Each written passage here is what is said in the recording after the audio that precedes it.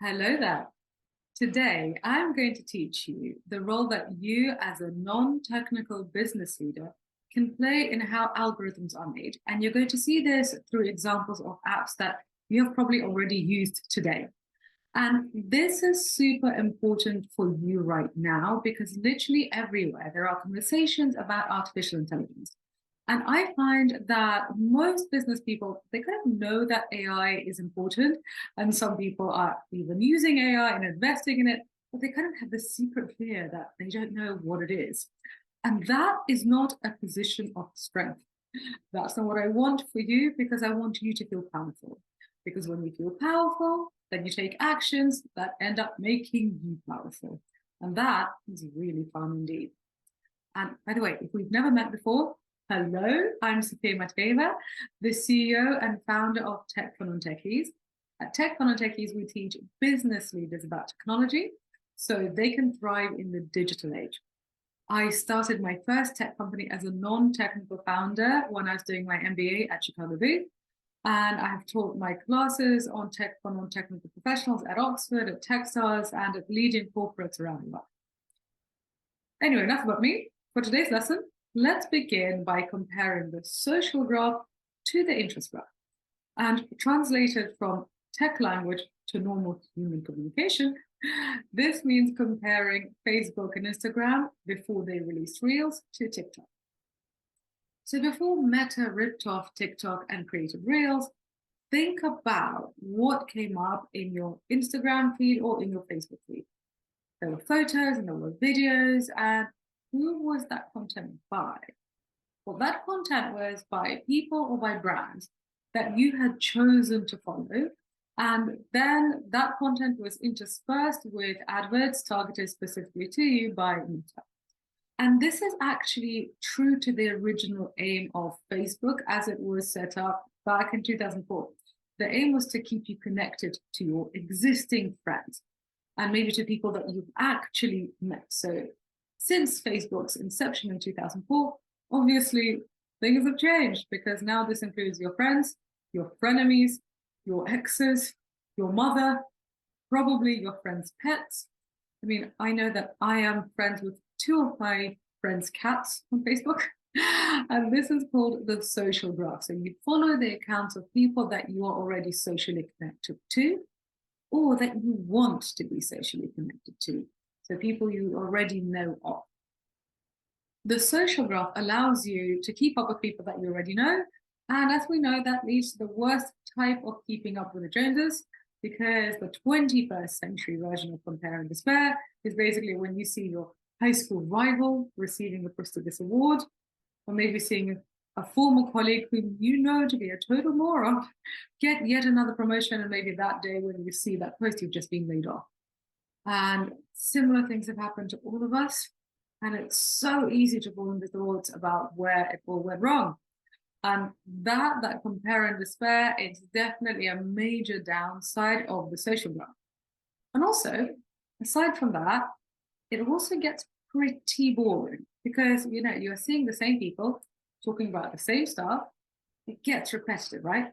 That's why I think it's really useful to follow online educators, because you will learn something while you're on Instagram. You're not just being dumbed down by yet another latte or baby or bikini or bottom. This is why if you don't follow Tech for Non-Techies on Instagram, I suggest that you take your phone out right now and start following our excellent account, because there are lots of very useful lessons, lots of really useful content out there, which is going to make you more successful in the long run. Okay, let's get back to the social graph. Another issue with the social graph, apart from comparing and despair, it's discovery. Because imagine if there is a new business, so my business, this doesn't actually apply to Tech for Non-Techies because we're not new, but imagine that there was a new business and it's starting just now, and basically that business owner is trying to build an audience on Instagram. So perhaps they basically want to sell their products and their services. In that case, for that entrepreneur, getting found by new people who want their products and services is going to be really hard under the social graph, because the social graph emphasizes existing connections.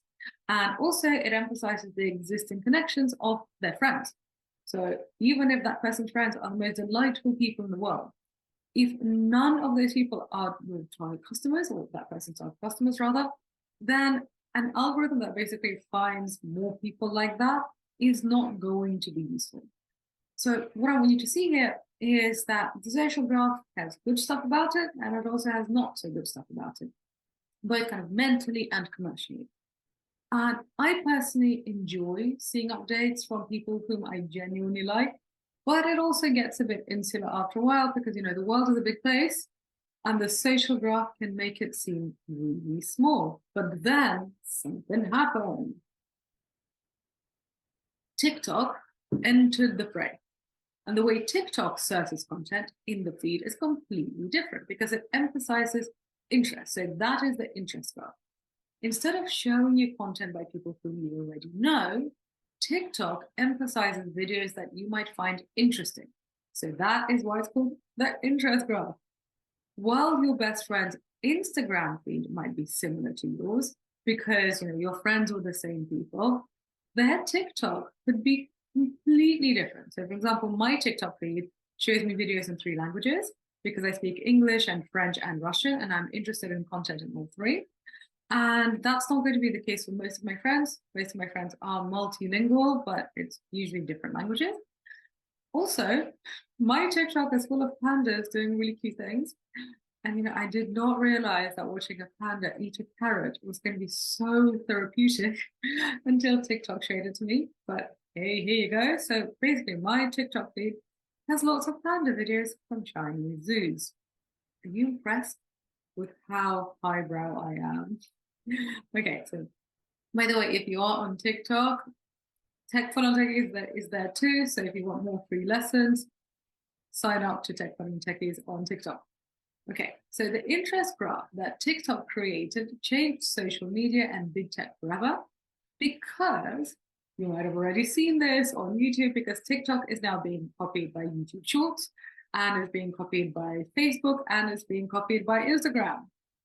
And I kind of think that that is really, really interesting because it is totally worth kind of stopping here and reflecting on the fact that there was this assumption that Meta was such a big and entrenched player that it would be really hard to dislodge, and that any serious competition would have to come from another well-capitalized big tech player. And that was wrong. And I'm a market competition fan. I did go to the University of Chicago after all. And so I think market competition is a good thing. And now I have a question for you. Would you rather see content from your friends about what they're up to? Or would you rather see content that appeals to your unique interests, but that is made by people whom you have never met? What do you think? I think it's a hard one because I personally like both because I want to see what my friends are up to. And I have also spent hours on TikTok watching hilarious and insightful videos and discovering new creators and thought leaders. I suspect that most of you are probably in the same camp. You want a bit of both, the social graph and the interest graph. And now let's take this a step further and put some numbers on this because we are here to learn about artificial intelligence, right? So what proportion of the content do you want to come from your friends, which is the social graph? And what proportion should be topics that interest you, which is the interest graph? What do you think? Is it 50-50? Is it 60-40? Is it 70-30? I don't know. You probably don't know either. And you can only find out what the right mix is when you try it out. And this, my dear smart person, is exactly the discussion that is happening right now in the Facebook office, in Instagram and YouTube and in TikTok, because this is what their product teams are trying to figure out right now. Each one of them is trying to find out the answer between what do we do? Do we emphasize more familiarity or do we emphasize more discovery? And what I want you to see from here is that the decision doesn't have to be made by a machine learning engineer. And you are perfectly capable of coming up with a hypothesis here. So let's say even just choosing a 50-50 split between content by your friends and content based on interest, and just starting with that 50-50 hypothesis. So what will happen is that a machine learning engineer, they're going to code that hypothesis into an algorithm. And remember, an algorithm is just a set of decisions, and you do not have to be a coder to make decisions. I'm assuming you have made some decisions today, so it's fine. So there are non-technical professionals like business leaders and psychologists and marketers who all play part in these decisions at the social media firms. And then these decisions get turned into code by developers. So what I want you to say is that if you understand the underlying logic behind an algorithm, then you can question it or you can change it with the help of your tech colleagues. And that is smart collaboration between the techies and the non-techies. This is the future of work. So the first and most important thing I want you to remember from this lesson is that you already have the skills and the abilities to participate in the development of algorithms. If you're a logical, smart person, which you clearly are, because I know who my audience is, I see the stats, I know you guys, I know that basically you have the logic and the smarts to do it. Do not get put off by tech terms or think that this stuff is not open to you because you did not take a Python course. Okay, here's another example to drive the point home, which I know you will understand. So Spotify, they've been grappling with this issue for years because they're thinking about, well, how do we serve music to our audience so they stay engaged and so they keep listening? Because they need to serve you a mix of your favorite artists and your favorite songs and new artists and new songs. So they basically need to give you a playlist that is a mix of the familiar, so you know for sure that you're going to enjoy yourself, but also not so much familiarity that you get bored. And you know, this actually reminds me of what Esther Perel talks about in Mating in Captivity, which is how do you keep the spark alive with a partner that you're already really familiar with? And so think about it. These are not tech questions. These are questions about psychology, about interest, about desire. Fundamentally, these are questions about the human conditions. And algorithms are just a tool to try to find out the answers. And you know, it is impossible also to know the answer from the start. And you can write a PhD thesis about how to balance familiarity and discovery. You could probably get a philosophy doctorate about this if there's kind of a question about the human condition. But you could also release an algorithm according to the split you chose, and then you could see how people react. And this is what I always refer to as the circular production process in digital technology. So you have a hypothesis, you make a product according to that hypothesis, you release that product. In this case, it's the algorithm, that's your product. So you release that algorithm. You see how people react. Are they staying on your app or are they leaving? And then based on that, you basically make a new version and so on and so forth. And this is very different to the linear way of thinking in traditional businesses, because the linear way of thinking emphasizes planning and it emphasizes on knowing the answer from the start. And I used to work in a private equity firm before I went to business school, and literally there, it was like spreadsheet hell. There was planning, like scenario planning and trying to figure out what was going to happen in the next 10 years. And you know what? In that business, it makes sense. But in the world of digital innovation, it does not make sense. In the examples that I gave you, it is literally impossible to know what that right split is.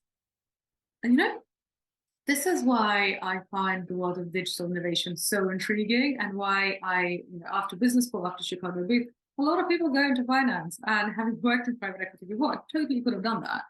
But I just don't think it's that interesting because the world of digital innovation is so intriguing. You learn about yourself, you learn about humanity, and you learn about psychology. And also you learn about tech. Pretty good, right? And yes, there is lots of money to be made as the world goes through digital transformation. And the world of work is changing fundamentally, because now to succeed as a business person, you have to understand what the tech people are talking about. But just on a fundamental kind of interest level, I think this is just intellectually stimulating. What do you think?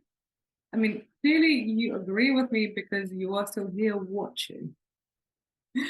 Okay, so basically what I'll say to you is, if you liked this video, please make my day and let me know. So press like, on this video, I will get a notification and it will make me happy.